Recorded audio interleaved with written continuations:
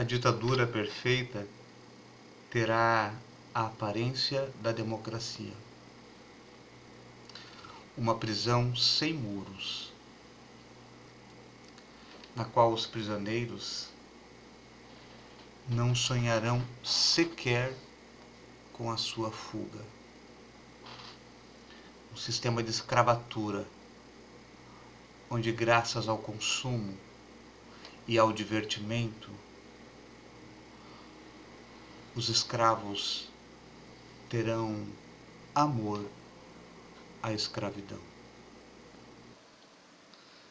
Antes de iniciarmos, no conteúdo em si da apostila, cujo capítulo fala de literatura e suas tendências contemporâneas, eu gostaria assim de expor aqui que eu tenho uma paixão imensa por Portugal, pelo país, não somente porque a minha área possibilita esse entrosamento com o país, mas sim porque eu admiro tanto a literatura portuguesa quanto a culinária e também o fato de as minhas raízes estarem ligadas muito fortemente com Portugal, mas sobretudo pela história.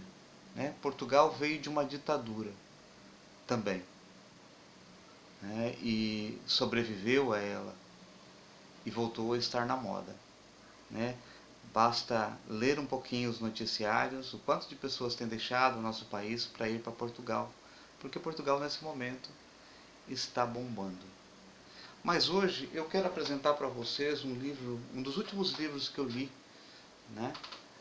que se chama Combateremos a Sombra, de uma escritora já bem premiada chamada Lídia Jorge. A Lídia Jorge tem uma escrita assim primorosa, de muita responsabilidade, e que eu deixo aqui como possibilidade de leitura, na hora que vocês tiverem a oportunidade de ler algum livro dela. Eu já li vários e posso atestar que são esplêndidos.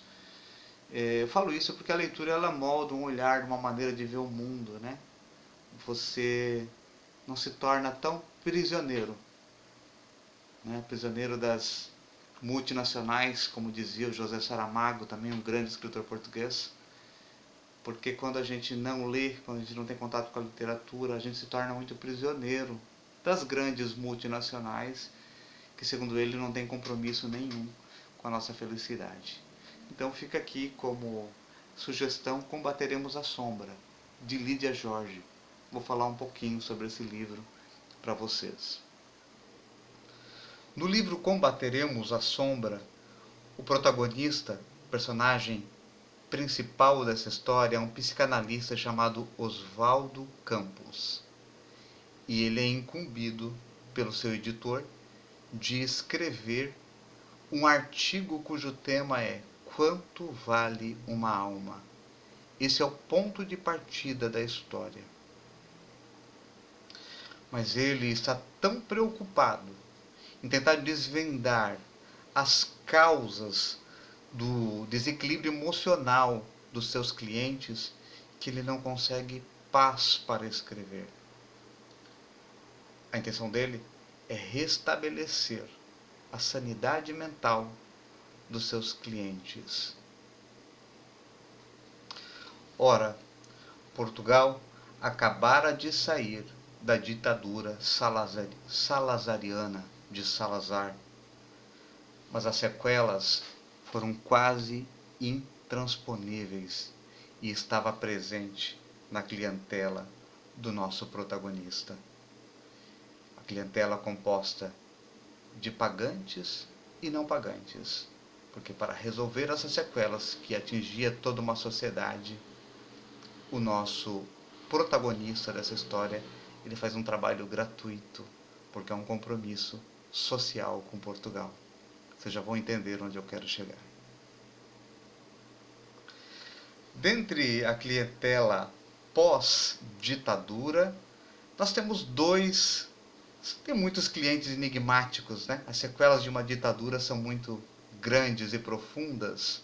Nós poderemos ver, quem sabe, até aqui no Brasil, se continuarmos nesse caminho. Mas, dentre todos esses clientes do protagonista, nós temos aí, pós-ditadura, né? Nós temos aí o Lázaro Catembe, um negro angolano que viveu, né, toda a sua vida em Portugal. Quem é Lázaro Catembe? Ora, Lázaro Catembe era um indivíduo que tinha uma cegueira social. Sobretudo, ele não conseguia enxergar os indivíduos da sua própria cor. Foi ele que procurou o nosso protagonista, Oswaldo Campos. E na história aparece todo dia ele vindo do trabalho, parando na frente do consultório do psicanalista, esperando que ele desça para ajudá-lo a subir no ônibus que leva até a vila onde ele mora. Porque Lázaro Catembe nunca enxerga o motorista do ônibus que tem a sua própria cor. Quando tem um motorista dirigindo o carro que leva até a sua vila, o ônibus, o autocarro que leva até a sua vila, ele não enxerga essa pessoa. É como se o carro estivesse apenas sem motorista, né? Desgovernado. Então ele sofre de uma cegueira, ou seja, ele não consegue enxergar os indivíduos da sua cor. Não posso falar mais sobre esse assunto, mas cabe perceber em vários desses personagens enigmáticos um pouco do que aconteceu em Portugal e do que acontece aqui no Brasil quando também não enxergamos algumas coisas que dizem muito respeito a nós. As ditaduras promovem essa cegueira social. Isso tem a ver com o nosso conteúdo de hoje. Temos vários personagens, temos também a Maria London, uma outra personagem muito forte na história, que também é cliente do nosso psicanalista, né? Rica, muito rica, mas que frequenta porque ela sofre de um esquecimento voluntário. E aí tem toda aí uma construção em cima dessa personagem que tem muito a ver com os reflexos de uma ditadura. Então pensamos muito antes de defendermos uma ditadura, porque nesse livro Combateremos a Sombra fica muito claro toda essa questão ditatorial. Vale a pena a leitura. Mas o que nós gostaríamos de trazer então aqui um pouco hoje para vocês é sobre um pouco desses reflexos, né, da literatura portuguesa, né, um pouco da história desse país e dos novos autores. Vamos entender um pouquinho mais então, trazendo o conteúdo próprio da apostila. Mas então apresentamos um grande autor português, Lídia Jorge. Quem tiver oportunidade, leia. Com certeza não se arrependerá. Então, o conteúdo de hoje ele se refere à apostila 12 de literatura.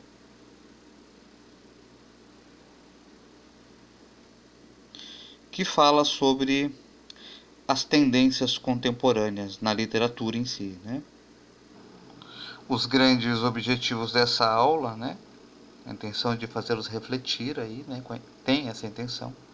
Mas um objetivo bem claro é relacionar a produção literária portuguesa ao conturbado período político e social da ditadura de Salazar e ao processo de redemocratização do país na década de 1970. Também é apresentar os principais autores portugueses contemporâneos, evidenciando os mais relevantes temas e traços estilísticos que caracterizam suas obras. E apresentar a heterogeneidade ideológica e artística como marca da literatura contemporânea em Portugal, associando-a ao processo de fragmentação do indivíduo no mundo contemporâneo. Então, para deixar mais claro o que já vem sendo dito desde o início desse vídeo, é importante lembrar aí a literatura contemporânea em Portugal, falando um pouquinho desse período que nós temos aí, 1974, né? Na verdade é quando termina, né, a ditadura que nós temos ali, porque ela inicia em 1933. Vamos ler esse texto que aqui aparece para vocês perceberem um pouquinho da história de Portugal aí, né, que acabou refletindo na literatura. Os portugueses, eles vivenciaram uma das maiores e mais longas ditaduras no mundo ocidental. E isso foi chamado de o Estado Novo e se deu entre 1933 e 1974, marcado pelo conservadorismo e pelo autoritarismo. O regime de caráter nacionalista colocava-se contra o liberalismo político e a favor da propagação dos bons costumes, aspas, em bons costumes, apoiados em valores tradicionais da Igreja Católica. É muito próximo do que estamos vivendo? Sim.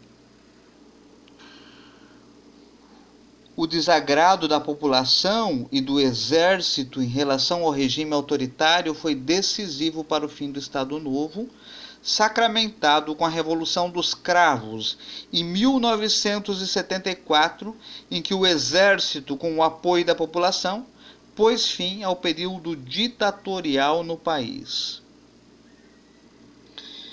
Desde então, a consolidação da democracia, a retomada de ciclos de crescimento econômico e a maior abertura do país ao capitalismo internacional coincidiram com o processo de massificação cultural largamente difundido pelo imperialismo econômico e cultural norte-americano.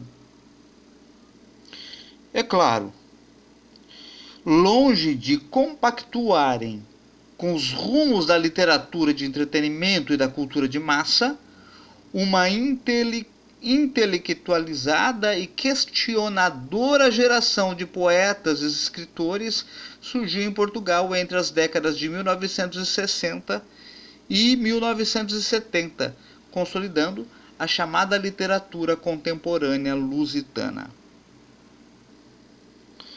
Os traumas das guerras coloniais, o homem na sociedade moderna, a pátria, o sistema capitalista, as relações humanas e o individualismo, entre outros elementos, passaram a ser temas fundamentais de poemas e narrativas originais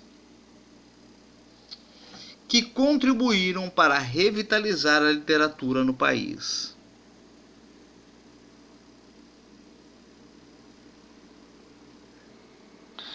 Dentre os grandes escritores desse período, né, estão Eugênio de Andrade,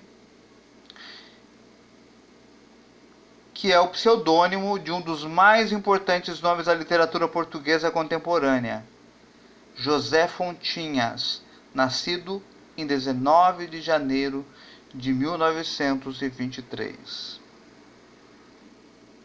Claro, o Eugênio de Andrade, ele se dedica à poesia e ele destacou-se aí por escrever de forma meticulosa, valorizando as palavras em seus aspectos imagéticos e sonoros, o que levou ele a ter grande preocupação com a musicalidade. A poesia dele é marcada pela oralidade e pela coloquialidade. Seus poemas são geralmente curtos e buscam captar a grandiosidade do universo, da relação do homem com a natureza por meio de jogos metafóricos que comumente fazem referência aos 4 elementos: o fogo, a terra, o ar e a água. Outro grande poeta português é o Jorge de Sena. Ele nasceu em 2 de novembro de 1919 e ele foi escritor, ele foi poeta, né? Crítico, ensaísta, tradutor, professor universitário no Brasil e depois nos Estados Unidos, onde morreu em 1978. Em poesia, ele ganhou destaque por sua erudição e por sua poesia de variado interesse, conciliando elementos poéticos contraditórios. O poeta se desdobra em diferentes faces poéticas que entrelaçam suas diferentes faces artísticas. Sua poesia, humanista e social, se alia a versos de fantasia e suas preocupações com o homem como um produto da história se abrem ao universo mitológico. Temos também a Sofia de Mello Brynner Andersen, dotada de uma sensibilidade poética peculiar. Ela dialoga com a tradição simbolista em suas obras. A intuição, o panteísmo e a natureza aparecem como elementos caros aos seus textos. A solidão e o horror à multidão conduzem o eu lírico à busca da harmonia e do equilíbrio na poesia, encontrados muitas vezes no apreço pela poesia da antiguidade clássica. Na prosa, o grande nome José Saramago, Nobel de Literatura, ele é um grande crítico do sistema econômico e assumiu ao longo de sua vida literária um posicionamento claramente voltado aos ideais de esquerda, uma espécie de humanismo moderno contra a segregação promovida pelo sistema alimentado pelos donos do capital. A prosa de José Saramago é marcada por um estilo peculiar de escrita, pois o ficcionista português aboliu o uso do travessão, rearticulando a pontuação de forma bem específica. Dentre os grandes livros do autor que vale a pena a leitura estão aí Ensaio sobre a Cegueira, O Evangelho segundo Jesus Cristo, Caim, Todos os Nomes e tantos outros. Vale a pena a leitura desses livros. Também na prosa nós temos Agostina Bessa, e ela é o pseudonômio literário, o nome dela é Maria Augustina Ferreira Teixeira Bessa, que nasceu em Vila Meã, Amarante, em 15 de outubro de 1922. Augustina Bessa, ela obteve reconhecimento do público e da crítica a partir de A Sibila, escrito em 1953, que foi premiado e muito prestigiado. Também temos de lembrar de Antônio Lobo Antunes, e que ele é um dos maiores prosadores, né? Mais lidos, um dos mais traduzidos da nova geração de escritores em Portugal. A memória, a guerra e as experiências pessoais alimentam a prosa hermética e experimental de um dos mais originais escritores portugueses. Como vocês sabem, é impossível falar de literatura sem nós fazermos um retrospecto no tempo. Quando a gente leva em consideração a história, a gente compreende os reflexos que nós temos nos dias atuais. Então falamos um pouco de Portugal, porque é o nosso país colonizador, né? E agora vamos falar um pouquinho como se deu a questão da ditadura e algumas nuances da ditadura no Brasil, lá na década de 60.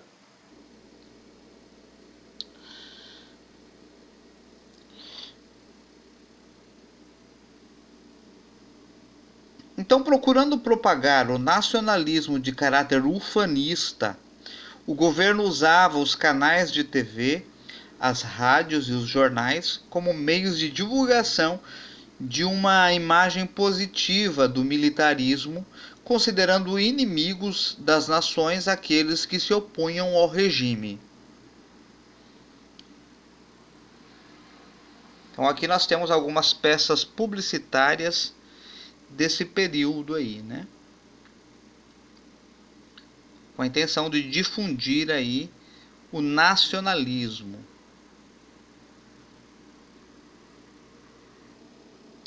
Aqui exemplos, né, da poesia concreta, né, do concretismo, ali dos anos 50, né, já entrando para a ditadura.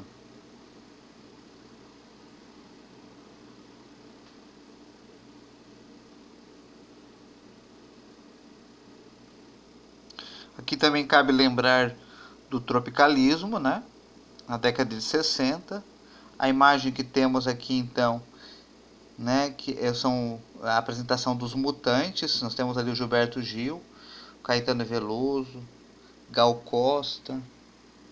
Vocês conseguem ver bem aí? O Jorge Ben. E eles estão no momento ali, então, apresentando, né? Lembrando, então, que o tropicalismo ele ajudou a revolucionar a música e a literatura no país, consolidando-se como um importante movimento cultural brasileiro. Então é isso, pessoal. Para iniciar as nossas reflexões, porque já vimos bastante, né, da literatura portuguesa e também um pouco da brasileira e dos reflexos desses períodos ditatoriais, eu gostaria que vocês respondessem a uma questão bastante interessante ali da página 2 da apostila. Na página 2 da apostila, nós temos uma questão bastante interessante para iniciarmos aí as nossas reflexões a respeito das tendências contemporâneas na literatura. Ok? Aguardo vocês então, façam exercícios e aguardo vocês então para conversarmos, para discutirmos, para corrigirmos. Bons estudos. Até mais.